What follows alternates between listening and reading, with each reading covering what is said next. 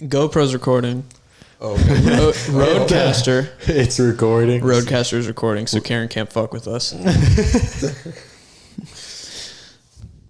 All right, welcome back to another episode of Probably Certain. I'm your unshaven pedo stash co-host Brendan Klaus. With me is AJ Gorey. How we doing? And Ben Hecht. Good evening. Pleasure to be here. Well, it's a pleasure to have you. So a little bit about you from Illinois, retired sheriff. Anything else that people should know? No, did 20 years with the sheriff's office. Loved the job. Was absolutely terrific. Loved helping people. It was just a great time meeting people, and sometimes they were in some really, really bad spots, and we did what we could to help them out. And again, did just over 20 years and loved it. But the politics, in all honesty, were horrendous. So it was time to turn the page. What made you want to become a sheriff? Did you always want to be a cop, or? Not really. It was long time ago when I was married to my kid's mother, and she made a comment and said, if you weren't so old, you wouldn't be a bad cop. I was 31, and I didn't get into this line of work until I was 47. Oh, wow. Really? So, yeah, and started in the corrections, part of it for 7 months, then went to the police academy with people in their 20s and 30s and stuff like that from other departments and stuff. And the rest, as they say, is history. But in all honesty, there were some kids in the academy I could really outrun. So really? Yeah. 47 years old. Started at 47 in the jail, and was in the police academy at 47, and I worked till 67. So what'd you do before you were a police officer? I worked at the Chicago area racetracks. I followed my dad there. The horse race tracks like Arlington and Sportsman's when it existed. Hawthorne still exists. Maywood Park doesn't exist anymore. Washington Park doesn't exist anymore. Horse racing it's kind of a dying business. So I used to always go to them as a kid. Did you? That was like the one thing that my family did. It was because my mom's boss had like a skybox there. Mm-hmm. So we would always go, and my dad would always bring me in there and be like, all right, pick a number. Yeah. We'll just put $20 down this number, and every time the kids would always win. My aunt and uncle go to the Kentucky Derby every year, and then there's like 3 big cups. There's the Triple Crown, which is a Kentucky Derby, usually run the first Saturday in May. Then 2 weeks later, there's the Preakness run at Pimlico. And 3 weeks later, there's the Belmont Stakes run at Belmont Park. And if you can hit the Triple Crown, they call it, it's quite an accomplishment. Hasn't happened a whole bunch of times. So It's been close. I feel like I think it has happened. Past year it was close. I think a couple years American Pharoah made it. I think he was trained by Bob Baffert. Secretariat did it in 73, but before that it hadn't been done since 48 with Citation. Wow. So it doesn't happen often. Wow. It doesn't happen often. I didn't know it was that rare. It's a tough grind. It's a really tough grind. So, you got a 1.25 mile race. 2 weeks later, you shorten it up by 110 yards. So it's 1 3/16 miles, and then you jack it up to 1.5 miles at the Belmont. And to even make all 3 races is an accomplishment, but to win all 3 is really, wow. You're talking major stuff. So did you grow up at the racetrack then? I don't know that I grew up there. We used to go on occasion. I got you. But you weren't there every day with your dad or anything like that? No. I got you. No, definitely not. It was always a fun time. I had no clue you started working at a racetrack. I started at 24 or something. Oh, wow. And I worked full-time for about 25 years, and then I did part-time for about 14 or 15 after I started at the sheriff's office, and then it was just time to give that up. How did you get connected with the NHL? Because I forgot to even bring that up. Oh, that's all right.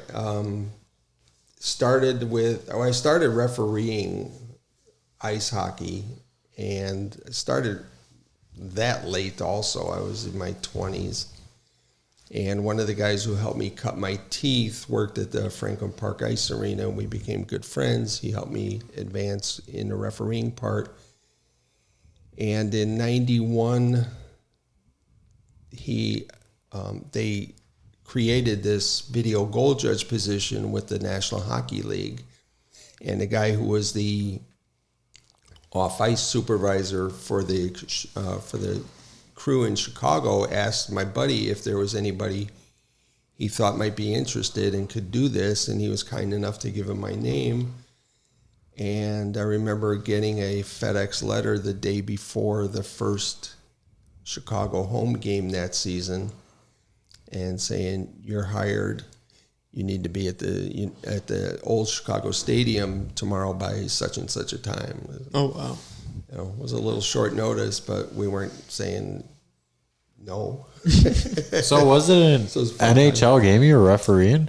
I wasn't technically on the ice. Okay. But what I did was I just made sure all the goals were scored legitimately. Okay. So if it was a 2-1 game, I would look at 3 goals. If it was a 6-5 game, I would look at 11, or however many goals were scored.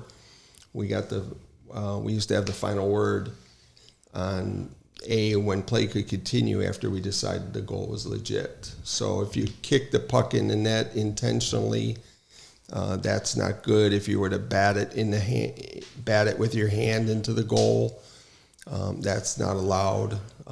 I even saw Andrew Shaw headbutt one for Chicago. That's crazy. Because before the games, these guys sit in a hallway and they play what they call two-touch soccer. Yeah. All right, so you kick it towards somebody and maybe it can hit their chest, and then they have to kick it to somewhere to somebody else, and whoever is responsible for the ball hitting the floor is out. I got you. And they're pretty competitive. So I mean, you sit and see some of that. So I think it's super cool because he's on the opposite end of what Nigel was talking about. I'm just like, we get 30 seconds. 30 seconds to make a decision if we want to call a challenge on a player or not, as soon as they release challenges in the NHL. Nigel's the video coach for the Lightning that we talked to. Oh, okay. Previous guest, right? Mm-hmm. Oh, okay. Yeah. So I think that's super funny because he was saying you could tell it bothered him just a little bit that they only got 30 seconds to make a decision, and then the refs upstairs what was your window? They wanted it done as soon as it could be accurately done, but as time went on, they throw in a different view. They throw in the overhead camera. We didn't have that at the beginning. So that was, so you can make sure. That was another thing we reviewed is the puck all the way across the line? Because this isn't like baseball where if the ball kicks up chalk, it's fair ball. In hockey, the entire puck has to be across the goal line. I gotcha. So what we did was you would look for white between the red goal line and the black puck. And if you could see white in between there, then you knew the puck was all the way across the line. So it was a goal. And could you zoom into that to the picture? No. It would, back in the day, it would be a little too grainy if you tried to do that. I gotcha. So you wouldn't be able to tell. But if you could see just a smidge of white, you knew the puck was all the way over the line, so it'd be a good goal. You haven't lived until you've been booed by 22,000 people. I was gonna ask how that was. I went to a game with my mom. You got us tickets too, and there was a goal. You called it back, and the whole stadium. Yeah. It's as I said, you haven't lived until you've been booed by 20,000. Could you imagine just getting booed? Like you just, guys, no goal. Yeah. Greatest hockey moment that you've got to witness? Were you at the Stanley Cups? We would work the playoff games. Okay. Except for the finals. So for the most part, they would send the league Yeah. personnel That makes down sense. for the finals. Makes sense. What, you think I'm incapable? No. You think I can't do it? Just kidding. It's like the PGA Tour, man. Just kidding. But that, that's just what they do. So we would work up to the finals. And I remember working a couple of finals games. They didn't start doing that until, I don't know, last 6 or 7 years. But I just found an old game notes sheet where it lists the lineups and all the officials and stuff like that. And it was June 1st for 92. And that was game 4 against Pittsburgh in the finals. So my little trivia claim to fame is I was the first video goal judge or replay official to work a game in June. Oh, yeah. There you go. But that was pretty cool because Pittsburgh won the cup. And what really made it cool is I had worked that day at the racetrack at Arlington, and one of the officials who I was friendly with told me, he says, have your boys down in the ref's room or at gate such and such. By this time, the cup's going to be in the building. Tell them to bring a camera. And I've got pictures of my kids and me holding the cup. That is pretty cool. And it's my favorite picture. That's awesome. And that's so cool. They were telling me that my one son, Michael, was holding up the cup over his head, and I said, you guys got to be nuts. That kid drops everything. But obviously it worked out just fine. But it was a big thrill for them, too. How long were you with the Blackhawks? Well, we worked at the United Center, but technically we're employees of the National Hockey League. So, okay. So 28 years. Wow. 28 years, 27 seasons, because we had a lockout or two. How did that work with the sheriff's department?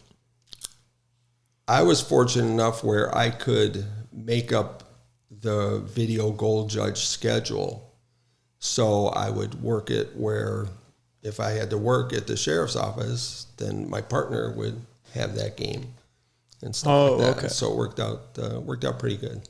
Did he also have a job, or? Yeah, but he was more flexible than I was. He had a regular daytime job Monday through Friday, so he could pretty much, work every game or any game. Yeah, and it made it a lot easier for me to make a schedule. So that makes sense. It was fun. It was quite a thrill. I loved it. Position. Hoping to catch on down here when we move down to Florida and stuff like that, either with Tampa or maybe the Florida Panthers, which might be a bit of a ride, but it'll still be still a cool job. Yeah, that would be a cool job. Yeah. You know what? Except when they boot you. Yeah. You know what? It's absurd, to be quite honest about it, that they actually pay me to watch a pro hockey game. And the way it worked in Chicago was I got a free parking pass, so I parked for free. We had access to the press meal down in the cafeteria before the game. There were always snacks up on the level where we worked. Candy, tea, vegetable dip, stuff, veggies and dips and stuff like that. I used to watch a game with a box of popcorn and a Coke. I mean, I had a headset on and everything else. Yeah. Well, until there's a goal, you don't.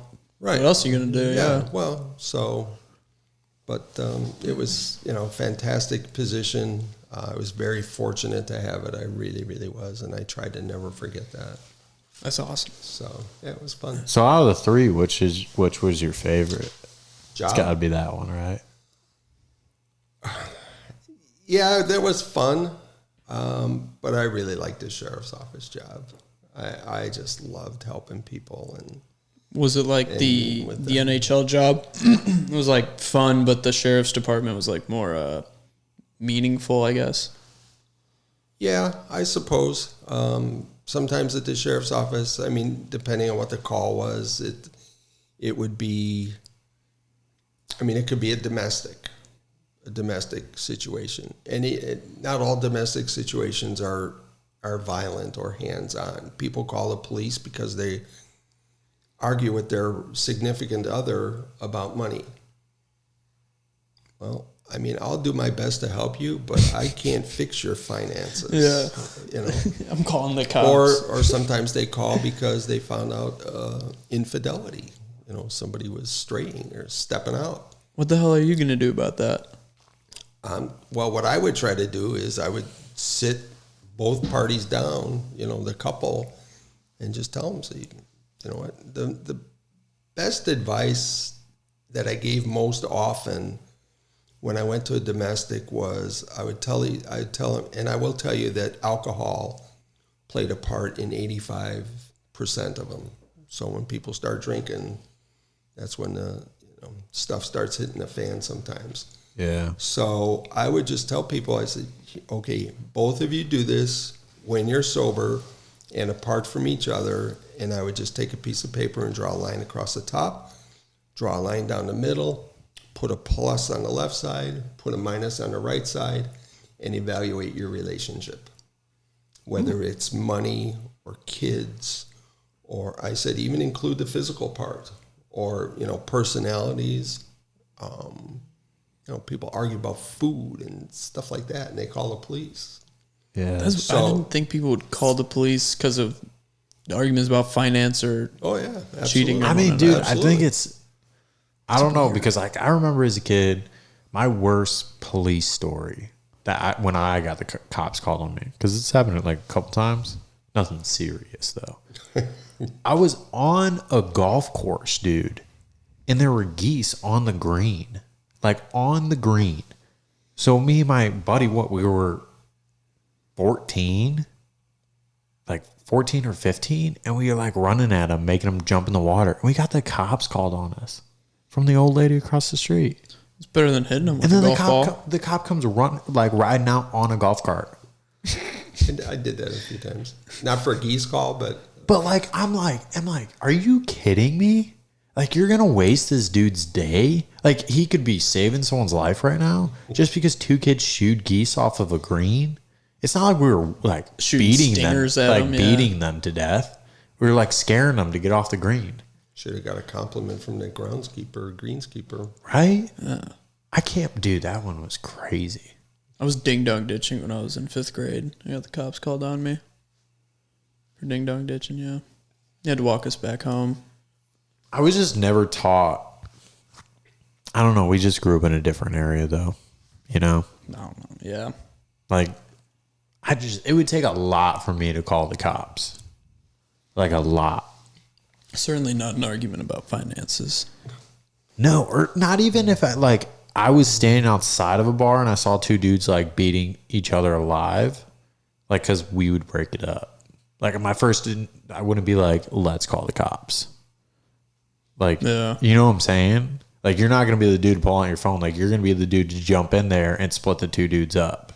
You're not going to stand back and just be like, let's call the cops. Maybe if there's a dude, like, that needs medical attention. Okay, yeah. No, I'm talking about, like two douches going at it, like, Chad and Chad, like, yo, bro, my dad's a lawyer. Oh, my dad's a lawyer, dude. They start fighting each other. Yeah, like, one dude tries to take a swing, and then they start wrestling on the ground. Yeah. The only thing with that is you got to be careful if you get into that, because they might just turn on you, both of them. No, Brennan and I could take them. If you're both there, that's fine. I get that. Brent's got like this switch where just like beef, and he's in kill mode. Like, it's pretty scary. It's not scary. Like, your temper is the shortest temper I've seen. Like, it's 2 seconds, and then boom, 2 seconds later, I hear a loud bang. And I'm like, God damn it, he better not have punched a hole through the wall in his bedroom. When I missed the real estate exam? Oh, yeah. That was a bad one. I missed the real estate exam. Yeah, I was super pissed off. Started punching the chair. That was a good one. See, I have a pretty long fuse, but it's like certain things that will like really set me off. So, and I'm kind of scared missing the real estate. I know, like, because I work with 3 retired cops at my golf course, and I'm always so scared to like ask them like the questions I actually want to know. You know what I'm saying? Because like I know it's none of my business, and I know like it's some hard stuff to see being a cop, and like I don't want to cross the line of like being in a, you know what I'm saying? Like, I don't want to try to disrespect someone just by asking a question. I don't know that they would be disrespected, to be quite honest about it. I never was when people ask me stuff. I always try to give them an answer. I got you. Always try to give them an answer. You know, you see people sometimes at their worst times, and you see them in tough spots. Oh, financial identity theft. What am I going to do? They cleaned out my bank account. Sometimes people will steal checks and they'll forge them, and the bank won't catch it. And now these people are tapped out. And what am I going to do? Do you see, like, Here's what you need to do. do you see, like, my buddy is a firefighter up north. In all of his cases that he has are either ODs or someone tripping out on some drugs, or like just some, you know what I'm saying, just drugs involved. And of course he has to go because there are EMTs on there now. Sure. But he said, like, most days that's all he does is go pick up like crackheads on the side of the road who either OD'd or who are just doing drugs, calling the cops on themselves, or just something crazy.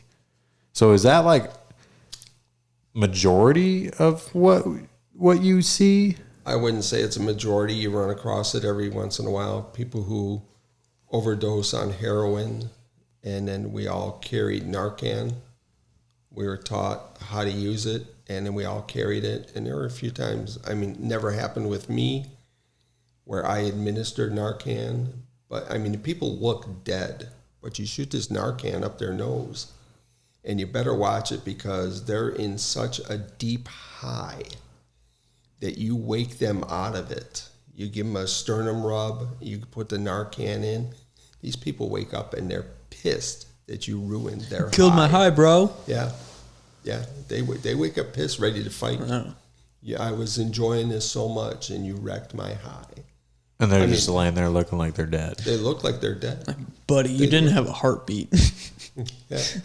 And then they get transported to the hospital, and, you know, and there are, just as there are repeat offenders in just about everything, there are repeat heroin abusers who don't learn the first time, the second time. I remember going to a house a few times, and and this kid was 17, and we try and tell him, one of these days, somebody's not going to find you in time. What is that going to do to your parents? And sure enough, about a month later, he didn't make it. Man. This kid was 17, 18 years old. Living at his parents' house? Oh, yeah. Oh, yeah. Was it like a normal house, or? It was a normal house. I think the parents might have been from Poland. Oh, okay. Because I remember it was a Polish family, and there was a lot of Polish spoken. Because you could hear them yelling at each other, but you didn't know what they were saying. At least I didn't know what they were saying. I got you. But I remember telling this kid, and I wasn't the only one, you got to knock this crap off, because one of these days, mom or dad or your brother isn't going to find you in time, and you're going to die. And as I said, about a month later, sure enough, kid didn't make it. Yeah, that's sketch. It's, it's tough. It's tough. You try and, talk reason with people as best you can. And sometimes it helps, and every once in a while, people don't get the message. It's too bad. I mean, at 18, it's a waste of life. Yeah. So. So with the sheriff's department, you eventually got involved with the negotiating crisis. What was your title? Crisis negotiator with the SWAT team. I got into that 2004. I went to the FBI Negotiations Academy. It's not as prestigious as you think. It's not like I flew out to Quantico for a month or something. We went to waterboard. we went to Elmhurst Police Department, where the FBI was holding a week-long class. It was fun. I enjoyed it. How was it just like, hey, we have a spot open, or did somebody tap you on the shoulder? What? We'd been to a call where some guy barricaded himself, and I remember talking to a sergeant, and I said, you know what? I said, I bet I could talk that guy out. And he said, well, next time there's an opening for a negotiator spot, put in for it. And I did. So, I mean, I've only been there like 3 or 4 years, but starting at 47, you know, you have a lot of life experience that, you know, maybe somebody who's 25 doesn't have. Mm-hmm. And you can put that to good use. So it was fun. I enjoyed that. I enjoyed dealing with, this is going to sound really weird, but I enjoyed dealing with suicidal people because I could try and calm them down and try and keep in touch with some of them and stuff like that. But you talk about people at their lowest. I mean, how bad can it get, or how lower can it get when you're ready to take your life? I mean, it's, you know, that's pretty dire, I would think. So we always did our best to try and help them. So what kind of training did you get for that? Well, when you're negotiating with somebody, you're looking for them to change their behavior, right? Mm-hmm. So, I mean, a couple go-to questions I had when I dealt with somebody who was talking about ending their life, I would ask them, "Were you suicidal yesterday?" And most of the time they would say no. So you know that something happened in the last 24 hours or so to turn them to the point where they were so distraught that they didn't believe life was worth living anymore. So I would say, okay, what happened between yesterday at this time and now?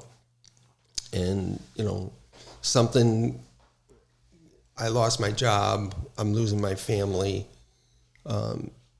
Sometimes one whammy was enough, but if people got two whammies, you know, I lost a parent, I'm losing my job, losing my family, et cetera, et cetera. Two whammies were sometimes more than enough to put people over the edge. I gotcha. And it was, that was one question that worked most of the time. Another question that I would ask is, what do you have planned for tomorrow? And most of the time that would get people to stop and think about what's going on to tomorrow, or what am I doing tomorrow? And it would get their mind off of the suicidal position they were in now for, you know, at least for a minute or two. Yeah. Because they're thinking, what am I doing tomorrow? Oh, this and that.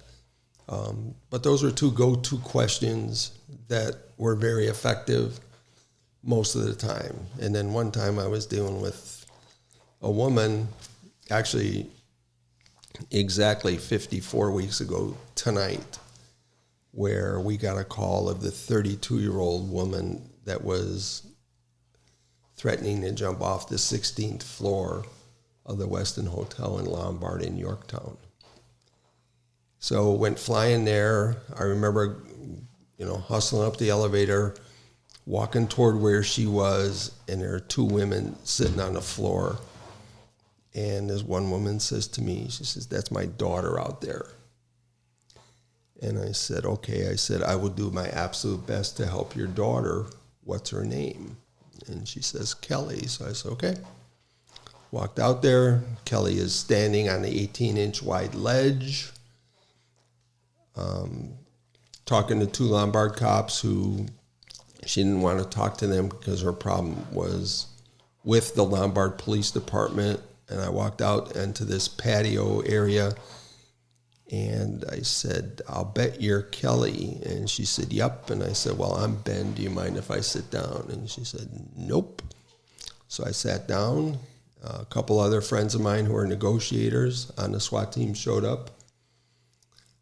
We gained her trust, built rapport with her, because that's what you got to start out with. And she told one of the Lombard guys, she said, "You can get the hell out of here." Well, he couldn't get out of there fast enough because Kelly told us at least 4 or 5 times, "I'm sorry, I'm going to screw up the rest of your lives when I jump, but I am going to jump." And Jesus. I mean, the next stop down is 160, 170 feet. Mm-hmm. So anyway, the three of us, the other two negotiators and I, we had, I don't want to say we had fun, but there was some laughter up there. And then, of course, there was some seriousness. And now understand, this is Friday the 13th, December of 2019. And what we didn't know out front, but they knew in the back, was that she had left 3 suicide notes. She had been there 4 or 5 times previous to plan this out. She knew Friday the 13th in December of 19 was a full moon. She had given her dog away. She did tell us that. She had given her dog away to her very young niece and nephew, and she was going to jump. Well, behind the scenes were other negotiators and some other people, and they told us later that their odds of us saving her were 1 out of 10. How do they calculate that? Well, they put all the pieces together. After so many, they just have so many records. Well, no, I mean, data. it's just kind of a number that they gathered, just the way the situation was with her, because she had so much going against her. She had hit, I guess, a Lombard cop, and a conviction would have been a felony, and it would have cost her. She had a job in the medical field, so it would have cost her that license, and that was what got her. Her upset. So she lost her license after. She would have if she was convicted of that felony. Okay. And so one of our negotiators behind the scenes worked in the courthouse. Well, he was good enough to get a hold of the judge, the prosecutor, and they got her probation officer.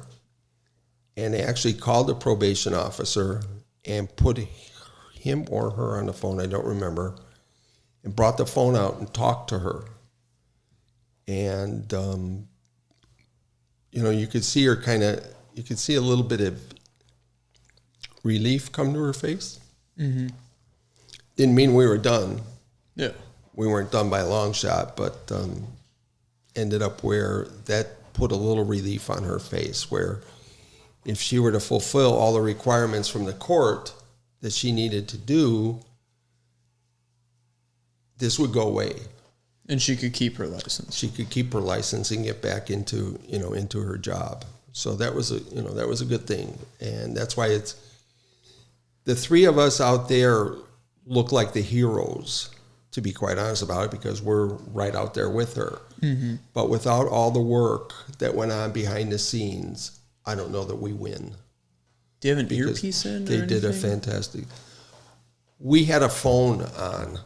Somebody dialed one of the guys in the back and put it on a table. Okay. So they could hear pretty much what was going on. Unfortunately, nobody recorded it, but they could hear what was going on. So that was a plus. But they couldn't communicate with you. No. I mean, I think that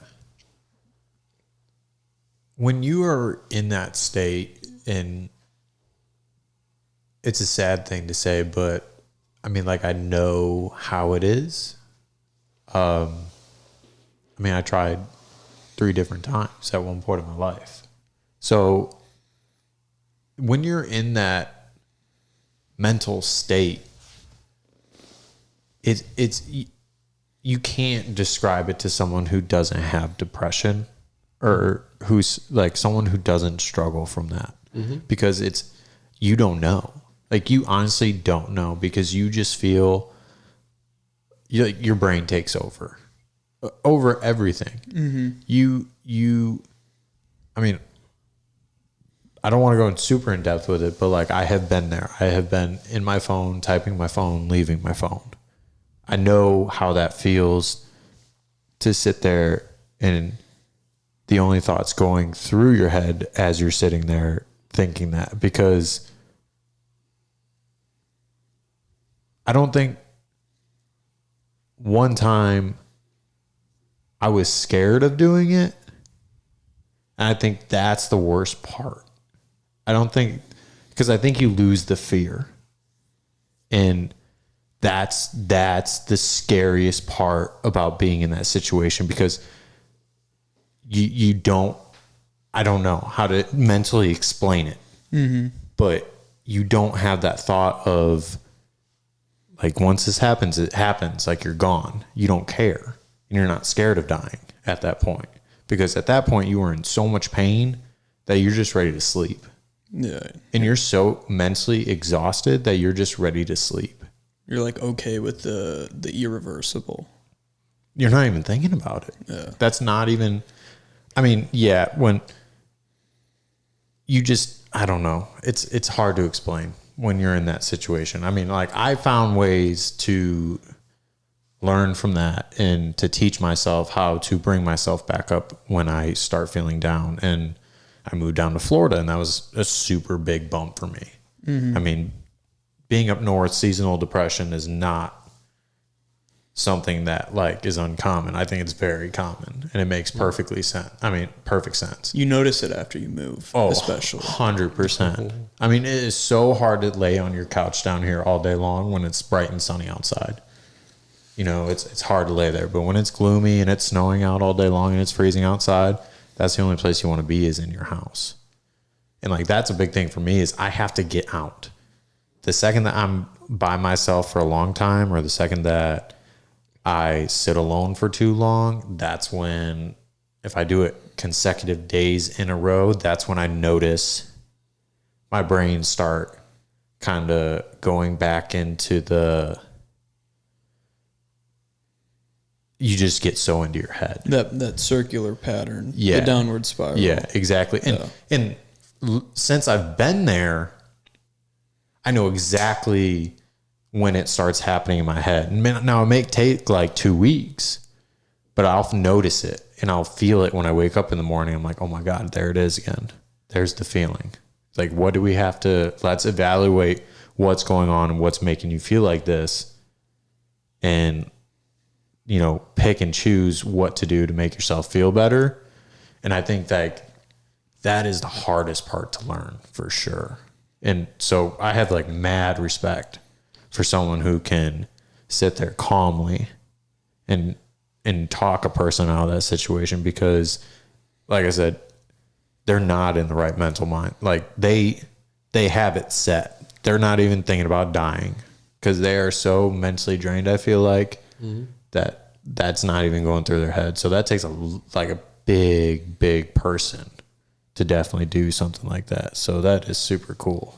Well, the way, if you go to a call and you got somebody barricaded in a house, the way it sets up normally is you have a primary negotiator, you have a secondary negotiator who is a coach, basically, who might feed notes to the primary guy or girl, and for things that, you know, you don't always think of if you're the primary.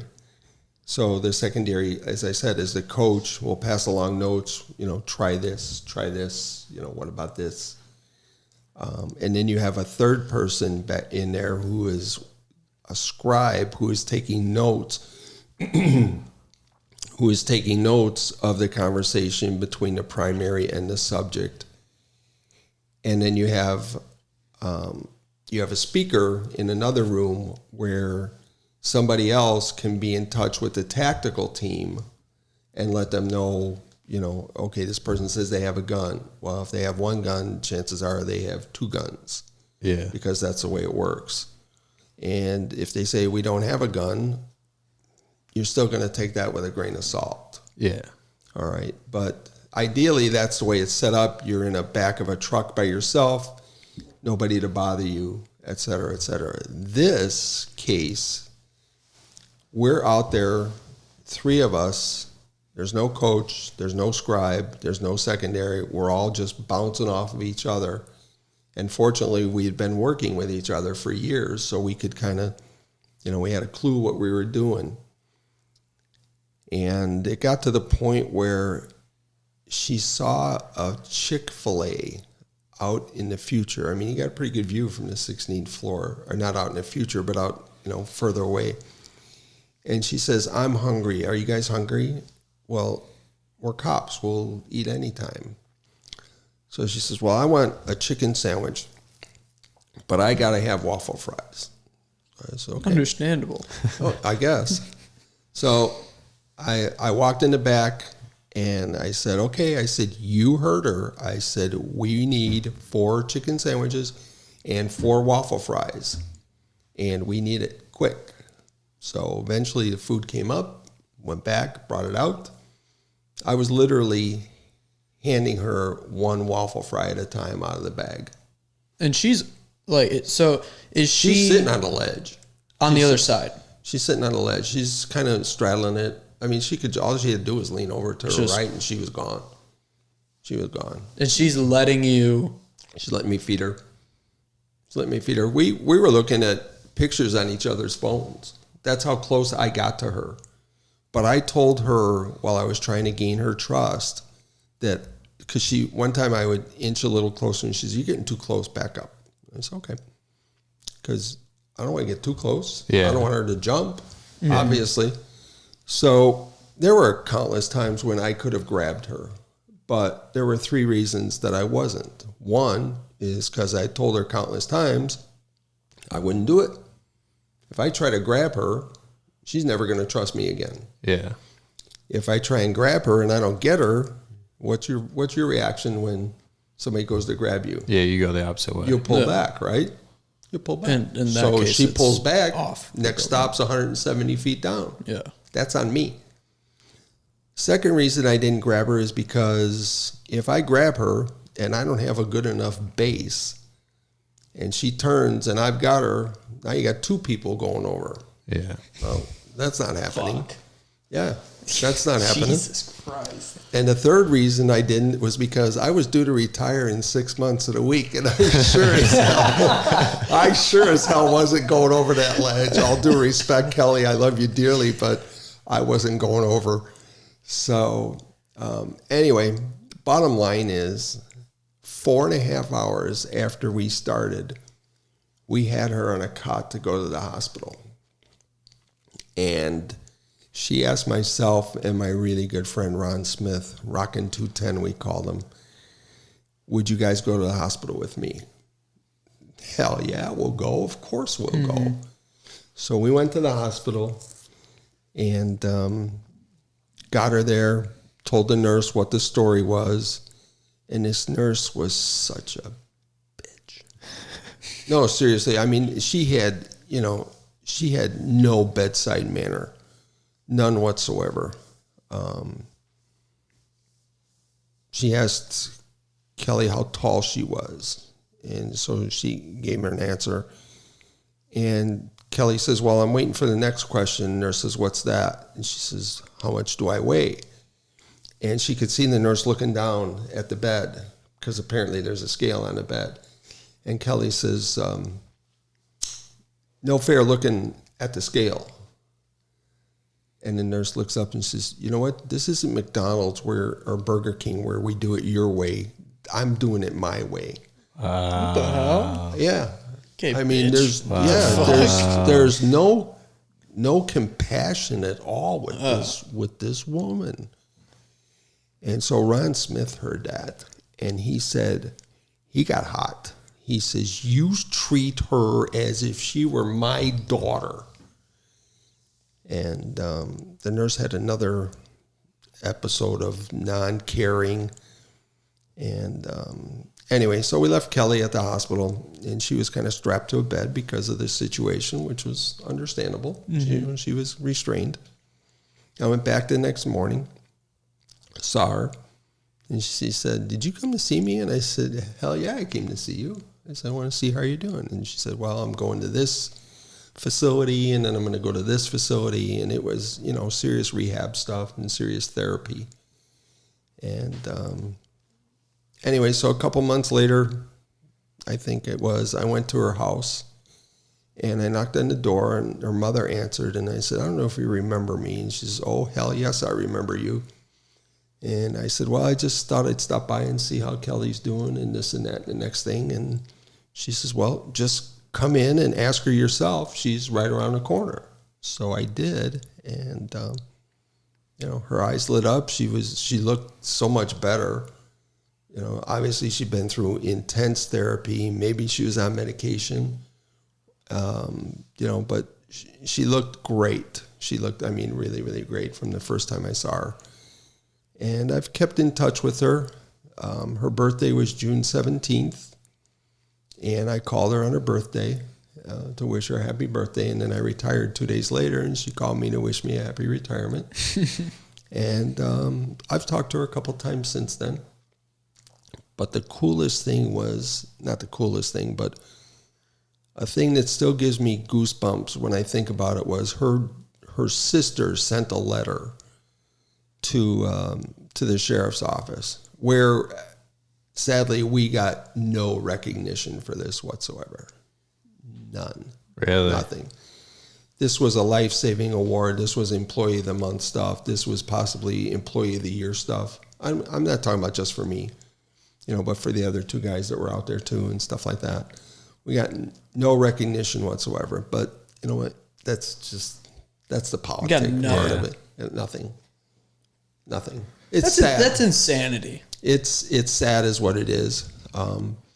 But anyway, shortly after this episode, the original one, her sister sent a very gracious email for what everybody did. And like myself and Ron Smith, Rockin' 210, going to the hospital with her, this, that, and the next thing. And at the end of the email, she said, I wasn't expecting a positive outcome because my sister can be, to put it mildly, incredibly difficult to deal with. And she said, I was expecting to plan a funeral, and thanks to the great work of all those involved, I didn't have to. And that still hits home. Yeah. It still hits home. That call right there after 19 and a half years was a total career highlight.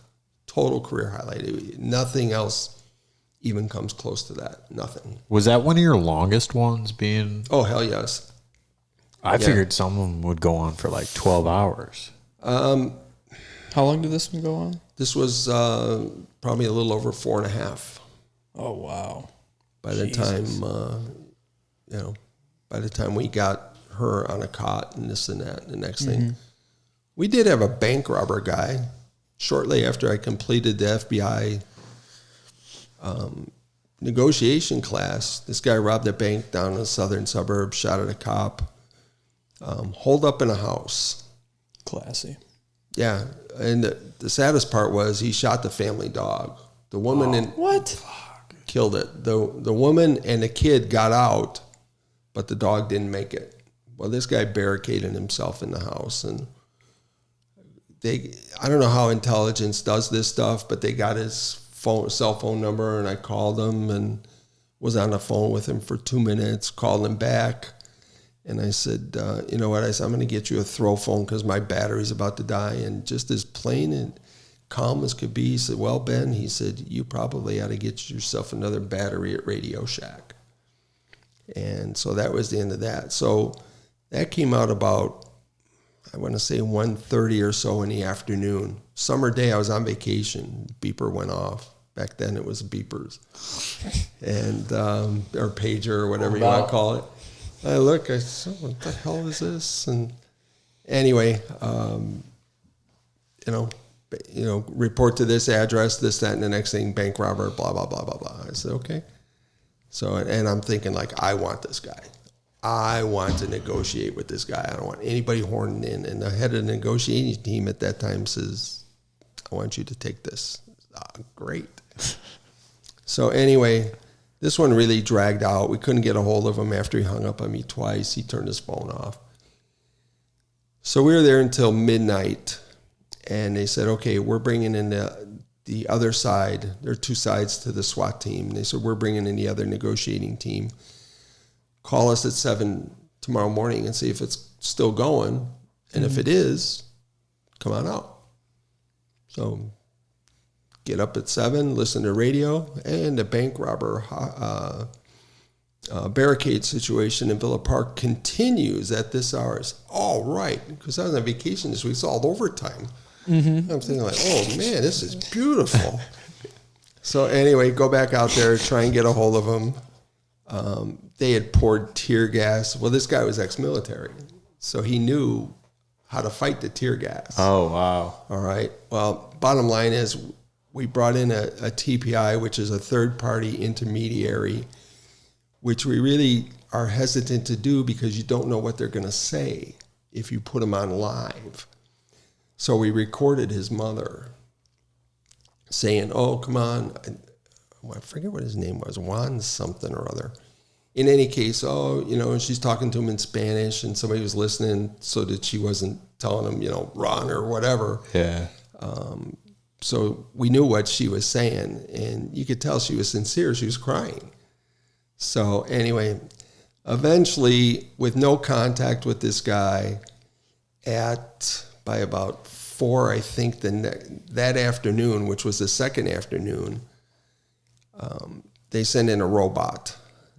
And I guess what had happened was when they were hitting this place with tear gas and stuff like that, he apparently had taken a gun and taken his life.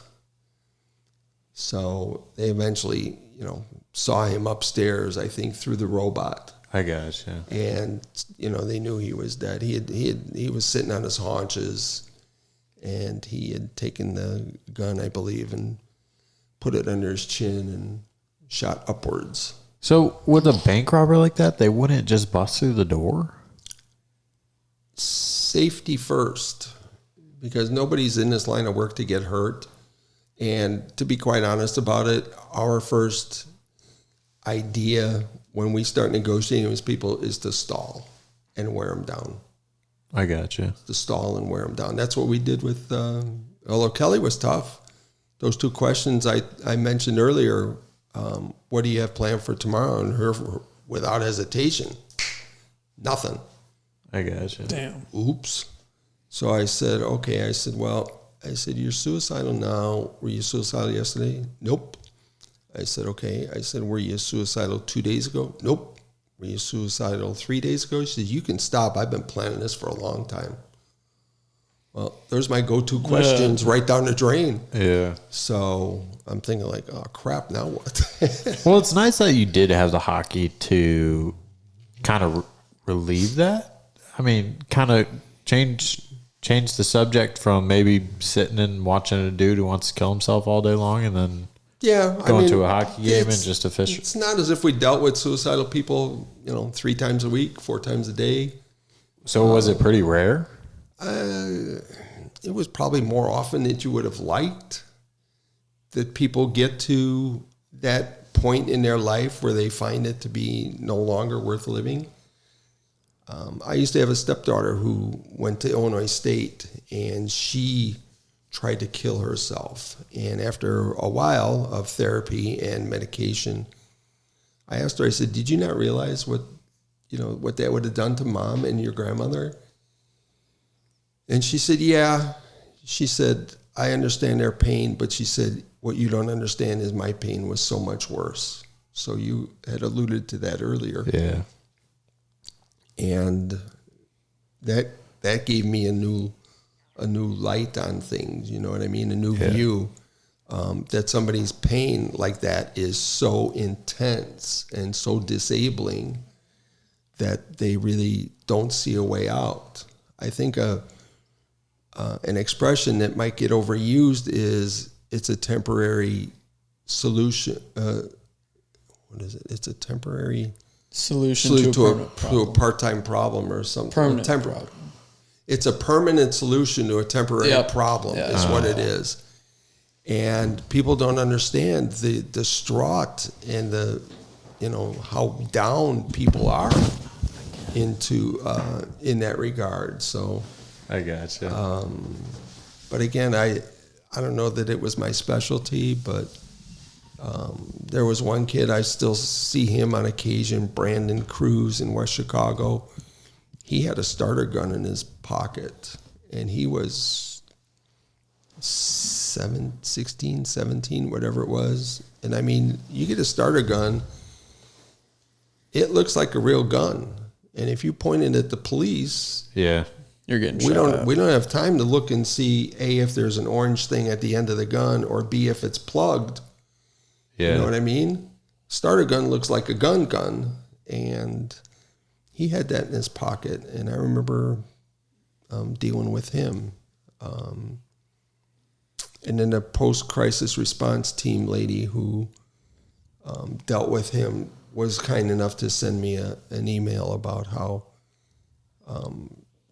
Brandon believed that I gave him hope and that I was really sincere and caring and stuff like that and wanted the best for him. So that was, I printed out these emails just for, if I need to feel good or something, I'll just look them up. And so, but, you know, again, I love that job.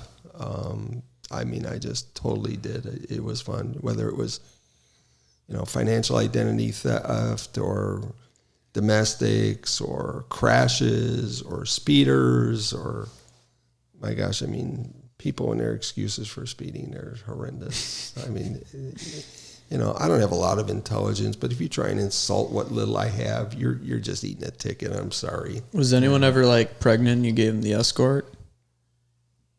No, never ran across that. That's on my bucket list, is to get a police escort somewhere. In all honesty, I wouldn't do that. I'd call for the paramedics. Have them do it? Have them do it, yeah. So, but again, it was a fun job. Worked with some terrific people. I mean, really fantastic people. I loved them, and it was just, again, we just tried to do our best and help people when we could, and had a great time with it. So it's so crazy because like our job is golf course or like real estate or whatever, and it's like just in comparison to what the stories you just told us, it's like, what the fuck am I doing? Like you're doing like this, like it's insane. You're getting paid to talk a woman off a ledge, and then I'm like selling houses or serving tables. Like it just seems like such a different world. But you know what? You enjoy what you're doing. Yeah. Right? I enjoyed what I was doing. AJ, you enjoy what you do. Right? Yeah. So we're all winners. Yeah. We're all winners, right? Now you get to start this new chapter of move down to Florida, just playing golf all the time.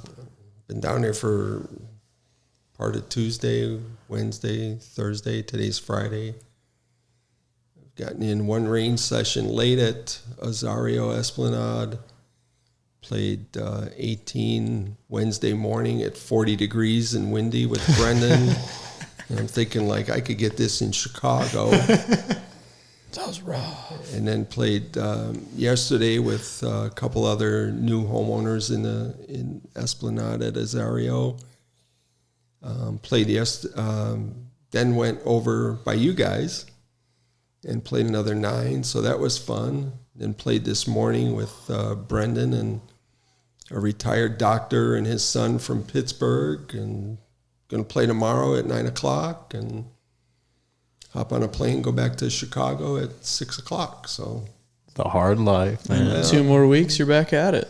Yeah. Week after that, now you're living here. Yeah, today's the 11th, so I'll be back on the 21st to the 24th. With a new home demonstration on the 23rd, fly back on Christmas Eve, and then leave New Year's Eve and start heading this way. So, looking forward to the next chapter. It's gonna be a fun one, I think. So, that's crazy. Yeah. Well, once you guys are down here, we'll touch base, see how the new chapter's going. This was crazy. The 2 stories you told, like it's an insane career. And then, by the way, I'm also an off-ice official. That's a fun job, too. I remember Chicago, Detroit. I don't remember how long ago it was. At least 10 years, I would guess. And Chicago's got Detroit down 2-0 going into the last minute. Detroit pulls a goalie. They score with, I'm going to say, 55 seconds left. And then they pull a goalie again.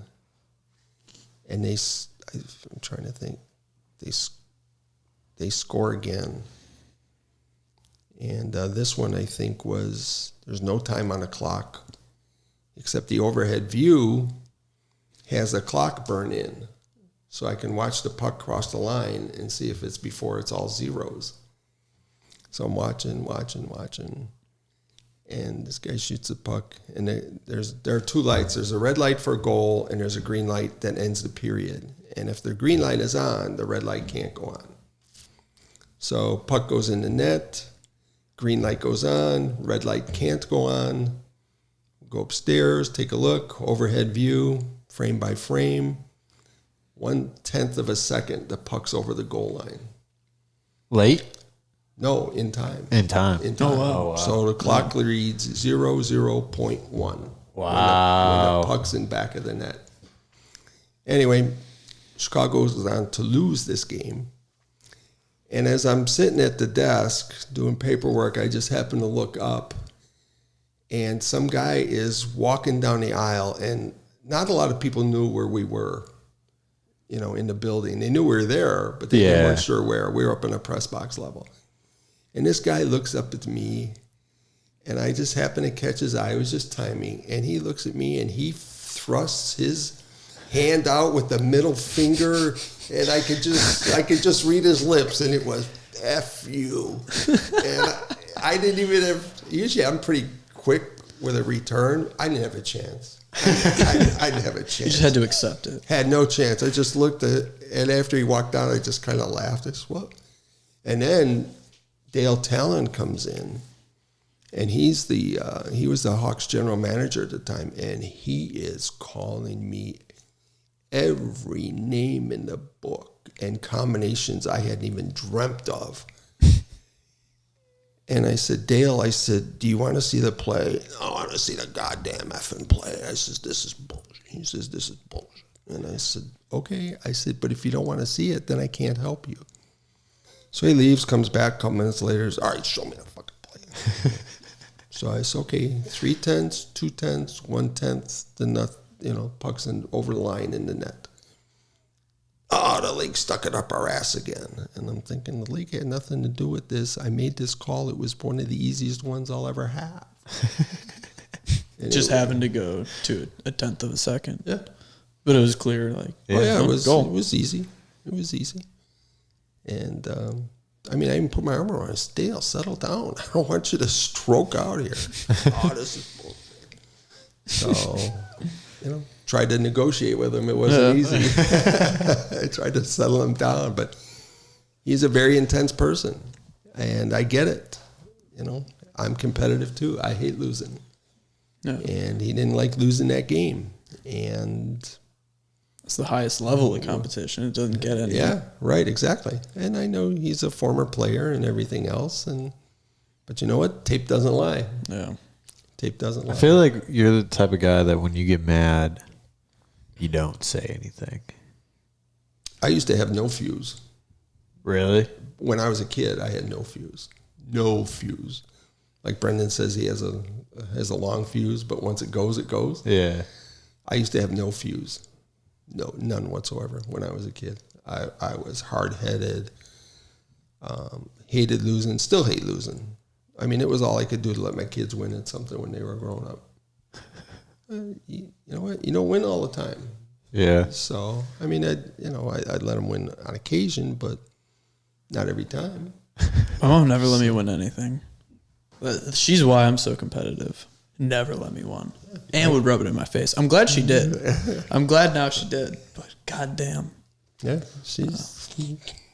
I can see that. Yeah. I can totally see that. How did you gain that fuse? Was it just experiences or being hard headed, bit you in the head? Because that's definitely happened to me, to where I could be like, hey Brendan, we don't need to repeat it last time. You don't need to end up in the back of a car. I hate to use this expression, but I think they call it growing up. Yeah. Because I consider myself to be one of the oldest kids in the world. Because it used to really, really be a pain sometimes when I would go to a call and I had to be the adult in the room, like a domestic or something like that. If I had to be the adult in the room, it wasn't my sweet spot, shall we say. but I had to do it, and I would do it, but I just as soon go on a call and have some fun with it, and stuff like that. You know what I mean? Because I enjoy fun, and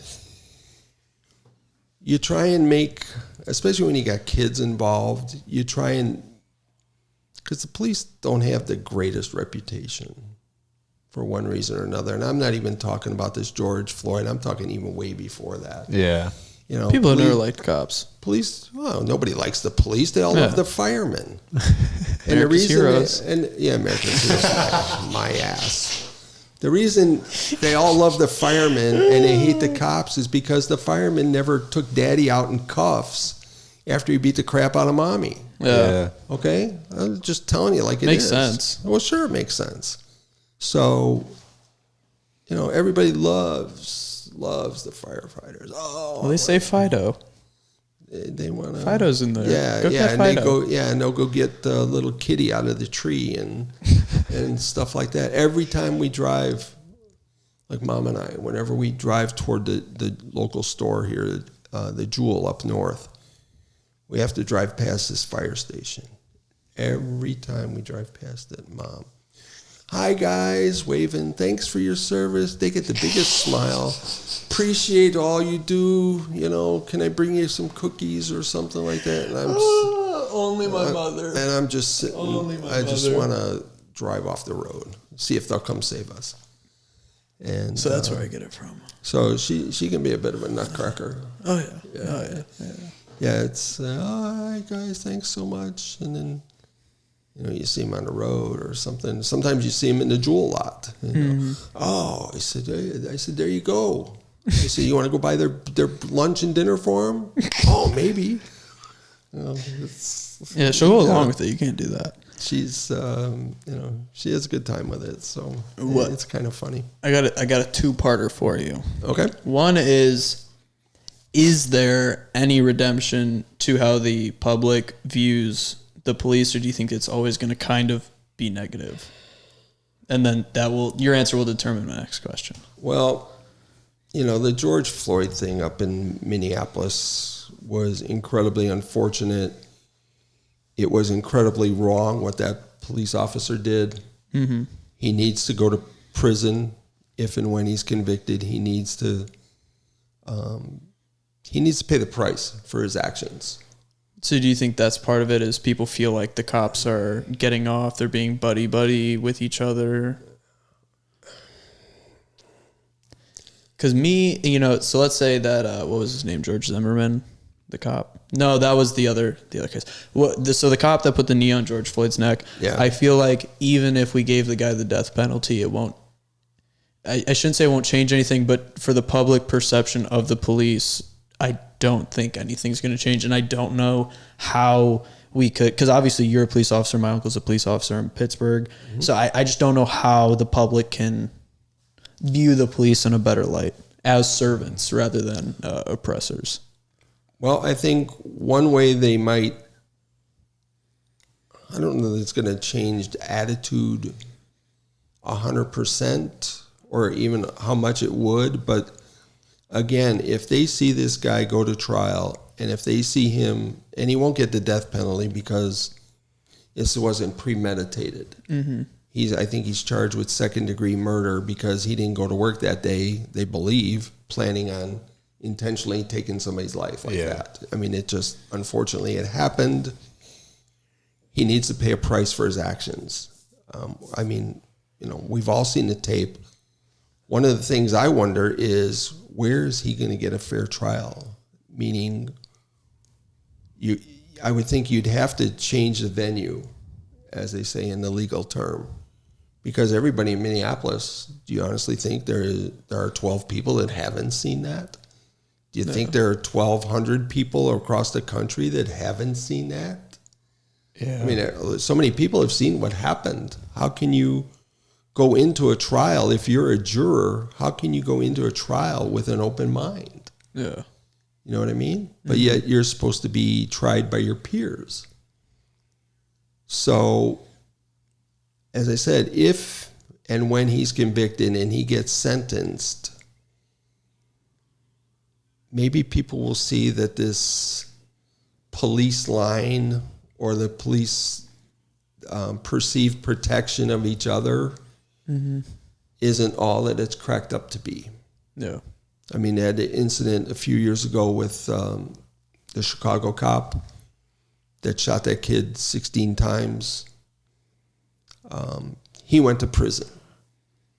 A lot of people think he didn't get the appropriate sentence. They thought that, 16 shots should equal 16 years. Are you trained to unload the clip? You're trained to stop the threat. However you feel the... Well, people, and your grandmother is one, because I've talked to her about it, and she said, well, why don't you just shoot him in the shoulder? Well, because first of all, when you go to qualify, and we qualified twice a year, they give you an 8.5 by 14 piece of paper, and they put it on an outline of somebody, and they put it right. We call it center mass. It's basically from your collarbones down to just above your belt. And so what's all there? All your major organs, right? So you're taught to shoot to end the threat, but you're also taught to shoot only when you feel your life is in danger, you're in fear of losing your life, or in fear of receiving great bodily harm to yourself or someone who's near you. So if somebody's just sitting there yelling at you, you can't go shooting them. Yeah. Okay? You have to be able to articulate why you discharge your weapon, as they say. So you are taught to end a threat. So if you have to put 2 into center mass, I think, shoot twice, assess. And then if you have to address the threat again with 2 more, then you address this threat with 2 more.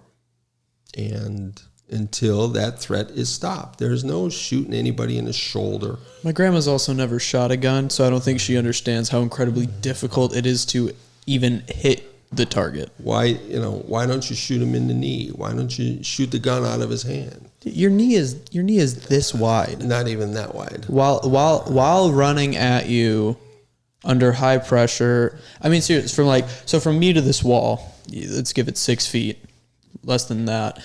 It would be difficult for me. I've only shot a few times to hit a target this big. Seriously, like from this far away, I could probably hit it, but now add someone running a smaller target and high pressure. I think I'm gonna die or get great bodily harm. That's a ridiculous. Shoot him in the shoulder. Shoot him in the knee. Yeah. The other thing is, and I've had this conversation with your grandmother too, is why do you have to shoot somebody who's carrying a knife? It's a threat. In the movie of The Intouchables, Sean Connery, playing the Chicago cop, says, oh, look at this idiot. He brought a knife to a gunfight. So the way that works is there used to be the 21-foot rule. And the 21-foot rule was that if someone came walking towards you with a knife from 21 feet, you had enough time to assess, draw, aim, shoot. Because let's face it, a knife can cause great bodily harm or death for sure. There's no question about it, right? Yeah. They have since changed that to 28 feet because 21 isn't enough. And I mean, they've done research and everything else. Agreed. So if somebody is just under 10 yards from you and they start walking toward you at a quick pace with a knife, now you've got 28 feet to assess, draw, aim, and shoot if necessary. And we've done the scenarios, and it's a lot closer than you might think. You're damn right it is. Yeah. You're damn right it is. And I'm not even including somebody running at you. So now if somebody's running at you, now you got a bit of a bouncy target, right? Instead of somebody just, walking right towards you. If somebody starts, hightailing it towards you, now you got a bouncy target. it's a different situation. Why do you have to shoot somebody who's carrying a knife? Maybe because the knife could stab you and kill you. Exactly. Maybe I don't know. Yeah. But it wasn't a sharp knife. How do you know it wasn't a sharp knife? what do you think about the? Obviously, I know how you're going to feel about defunding the police. How do you feel about this notion of, or this idea being brought forward of bringing social workers instead of police officers? So do you think it should be a police officer and social worker, or do you just think that you need a police officer? What? I think a lot of people refer to domestic situations for those type of calls. I hate the words "what if," but if you send a social worker there and it turns violent, what is that social worker going to do besides get the hell out of there? Please don't punch me. Please don't stab me. Okay. And then what? They're going to hightail it out of there. And what are they going to do? Call you. Exactly. So what did you save? So wasted resources, escalated situation, longer response time. Exactly. Because now you're behind the 8 ball already, right? I don't know, man. I mean, it's just this world. I mean, it's crazy. Everything's on phones. Everything's recorded. Everything is recorded. Everything is recorded. I had a guy one time, he's just an instigating SOB. Road was closed due to flooding. It was Route 53 in Glen Ellen, major highway. And I'm watching this guy go around 3 barricades so that he can drive around them and get to where he wants to go. Now, there is an alternative route. He could have gone back to another major road, gone down maybe 3/4 of a mile, turned left, and come in on the other side. So there was an alternate route, which wouldn't have been any problem. I'm just watching this guy drive around a barricade. And so I got out of my car, I stopped him, and I said, "What are you doing?" Here comes the phone. And I know he's recording me. So if you're out in the public, you can be recorded. Yeah. I know what he's doing. He's trying to get me to swear at him, trying to get me to swing at him or something like that. And I said, you just drove around the barricades. He said, yeah. So what? And I said, well, why do you think the barricades are there? And he says, well, I'm just going to visit the Aurora police chief. He lives just down the street. And I looked at him and I said, that's bullshit, because the Aurora police chief is a woman and she doesn't live anywhere around here.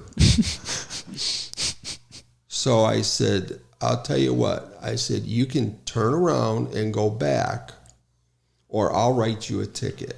Well, now he starts with the dialogue.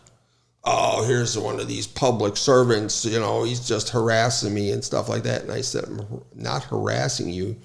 And I made sure he had this on his recording, not that if it got publicized, it would have shown up. But I said, you willingly and knowingly drove around a barricade. You said you're going to visit the Aurora police chief. He lives down the street. The Aurora police chief is a woman and doesn't reside here.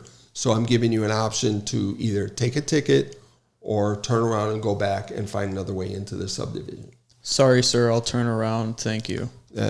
Easy. That would be that easy. Not with this guy. It's just deflection of responsibility. These effing public servants, all they want to do is harass poor little innocent people. And what I was thinking didn't come out of my mouth, which was probably a really good thing, because I would have probably ended up in the office. But, why are you doing this? Mm-hmm. Why are you doing this? I watched you drive around the damn barricade. Yeah. Visit the Aurora chief. Well, because when he scrolls on Facebook and he sees a cop being an asshole to someone and all the comments and they get positive affirmation, and he doesn't want to accept responsibility, so he can just deflect it on you, hoping that when it goes on Facebook, everyone tells him how good of a person he is and how bad you are. Yeah. Well, we were smart enough to not fall into the trap, and we were smart enough to talk to him with a little bit of respect. And we were definitely smart enough to recap the situation at least once, if not twice. Mm-hmm. That's smart on video, yeah. As I said, had it been published or publicized, I'm sure he would have tried to cut out all that. But he got nowhere, and bottom line is he ended up turning around. And after I got done with it, I just kicked myself in the pants, in the butt, and I said, "You should have just written that asshole a ticket." Yeah, and I should have. Once he pulled out the phone, you should be like, "All right, fuck this guy." Yeah, exactly. That's what I should have done, but I don't know. Must have caught me in a good day or something. So, all right. Well, I think that's a good place to end. Ben, thank you so much for coming on. Well, thank you for having me. It's I've heard of these podcasts. I've never seen one, but you can be sure I'm going to start paying attention to them now. How was it? I thought it was fantastic. You guys made me feel right at home. You just have a conversation. I'm more than comfortable with you guys, and you guys did a good job of leading me into a lot of talking about myself, which really I'm not all comfortable doing. But we don't want to talk about ourselves. Yeah. But, if we open some people's eyes out there in regard to negotiations, in regard to the police don't get me wrong. Just like in any other line of work, you're going to find a bad cop. Mm-hmm.